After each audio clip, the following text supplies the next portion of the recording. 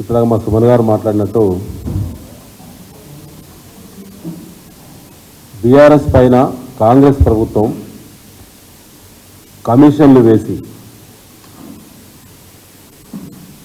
Congress party మంత్రుల పేషీలో మాత్రం కమిషన్ల కోసం ప్రత్యేకమైనటువంటి అధికారులను నియమించి కమిషన్లు వసూలు చేస్తూ ఉన్నారు.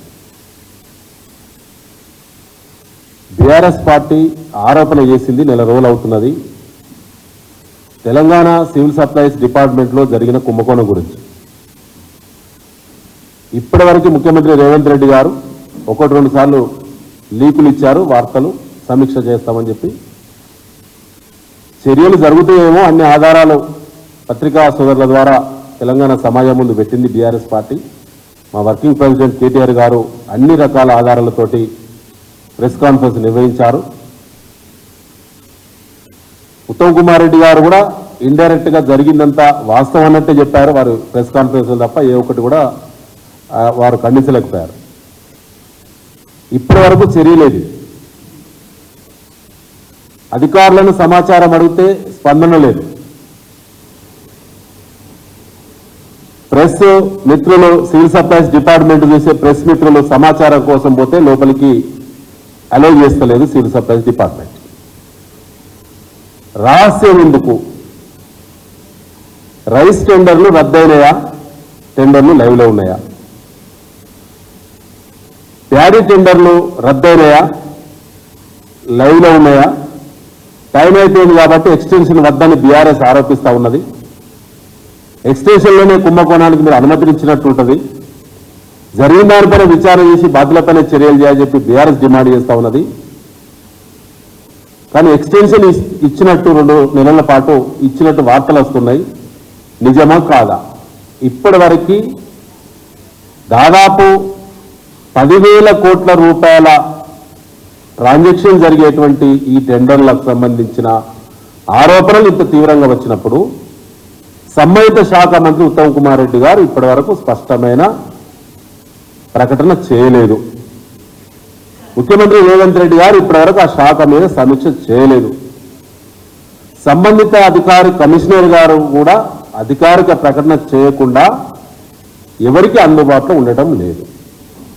ఆంతర్యం ఏంటని చెప్పి వాళ్ళ బీఆర్ఎస్ మళ్ళీ అడుగుతున్నది. ఇవాళ టెండర్లు దక్కించుకున్న బిడ్డర్స్ ఎవరైతున్నారో వాళ్ళు అదనపు డబ్బులు వసూలు అనేది వాళ్ళు ఆధారాలతో కూడిన వసూలు చేస్తున్నారని చెప్పి ఆనాడు ఆధారాలు బయట పెట్టినాం. ఇవాళ మళ్ళీ మీ ద్వారా మళ్ళీ మేము డిమాండ్ చేస్తూ ఉన్నాం. రైస్ మిల్లర్ల దగ్గర ఉన్నటువంటి ప్యాడీ ఏదైతున్నదో, మహాప్రభు మా దగ్గర ప్యాడీ వర్షాకాలం నెత్తి మీదకి వచ్చింది, వర్షాలు పడుతున్నాయి, ప్యాడీ డ్యామేజ్ అవుతున్నది, ఆ ప్యాడీని లిఫ్ట్ చేయండి అని అన్ని జిల్లాల కలెక్టర్లకు రైస్ మిల్లర్ల అసోసియేషన్ వారు ఇవాళ రిప్రజెంటేషన్ ఇచ్చుకున్నారు. 4వ తేదీ, 5వ తేదీ, 6వ తేదీ, 7వ తేదీల్లో ఈ రాష్ట్రంలో అన్ని జిల్లాల రైస్ మిల్లర్ అసోసియేషన్ వాళ్ళు సంబంధిత జిల్లా కలెక్టర్లకి రిప్రజెంటేషన్ ఇచ్చారు. మా దగ్గర ప్యాడీని తొందరగా లిఫ్ట్ చేయండి.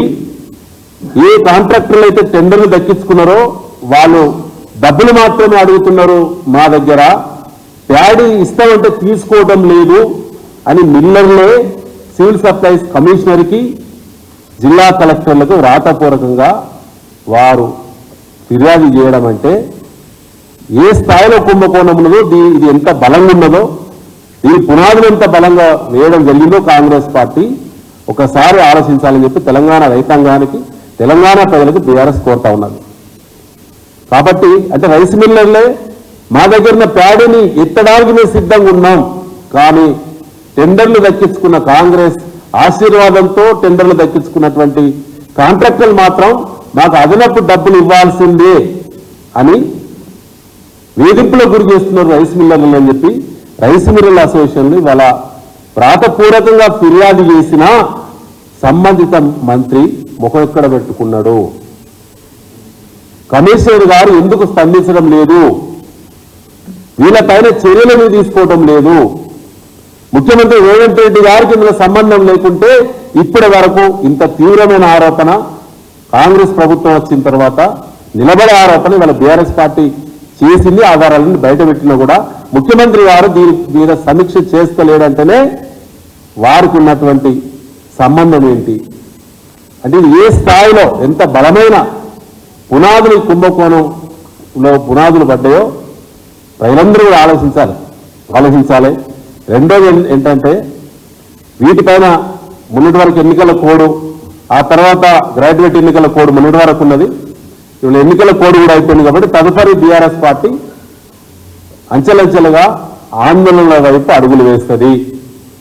సివిల్ సప్లైస్ భవన్ ముట్టడి కొద్ది రోజుల్లోనే ముట్టడి తప్పకుండా ఉంటుంది.